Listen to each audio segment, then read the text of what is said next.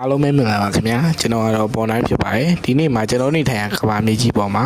အားကောင်းဆုံးအနေရရှိဆုံးကြောက်စရာကောင်းဆုံးတဘာဝပြည့်နေများကိုရှင်းပြတင်ဆက်ပေးတော့မှာဖြစ်ပါတယ်ခင်ဗျာပါဝင်မဲ့အကြောင်းအရာနဲ့ချက်လက်တွေကတော့မင်းကလင်းဆိုတာပါလေဘာကြောင့်ဖြစ်ပေါ်ရတာလဲဘလို့တိုင်းတာကြလဲဆက်အကြောင်းအရာများကိုရှင်းပြပေးတော့မှာဖြစ်ပါတယ်မင်းကလင်းဆိုတာပါလေမင်းကလင်းလုပ်ချင်းဆိုတာကဘာမြေမြင့်နဲ့အောက်ရှိအောက်ခံကြောင်များတိုင်းမျိုးခံရတဲ့အခါလောက်ခါချင်းမှာထပ်ပေါ်လာလိုက်များကိုဆိုလိုပါတယ်တနည်းအားဖြင့်အလွယ်ကူဆုံးပြောရလေကဘာမြေမြင့်နဲ့ပြင်ရဲ့ရုပ်တရက်လောက်ခါမှုတစ်ခုပဲဖြစ်ပါတယ်ရင်းလောက်ခါမှုတွေကမြေရောက်ကြောက်သားလူတွေထဲမှာနှစ်ပေါင်းများစွာစူဆောင်းတာအားရင်ရုပ်တရက်လွတ်ထွက်သွားသောကြောင့်ဖြစ်ပေါ်လာတော့ကျင်းအောင်ဆိုလိုပါတယ်မင်းကလင်းဘာကြောင့်ဖြစ်ပေါ်လာလဲအသိပ္ပံနည်းကြပြောရင်ကျွန်တော်တို့ကဘာကြီးရဲ့အပေါ်ရန်လွှာကိုကြောက်သားလူလို့ခေါ်တဲ့စိတ်ပိုင်းကြီးနဲ့ဖွဲ့စည်းထားပါတယ်ရင်းကြောက်သားလူတွေက20စင်တီမီတာအနည်းငယ်နှုန်းနဲ့အမြဲတမ်းယူလန်းနေပါတယ်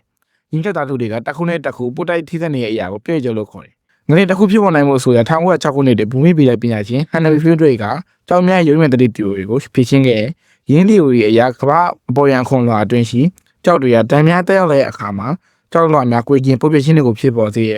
ဓာတ်များကကြောက်များခဏရင်ရေကိုကျော်လွန်သွားတဲ့အခါကြောက်လွှာများကျွတ်ပြတ်ခြင်းကြောင့်ကမ္ဘာမြေတွင်းမတည်မငြိမ်ဖြစ်ကငလင်ကိုလှုပ်ခြင်းကိုဖြစ်ပေါ်စေ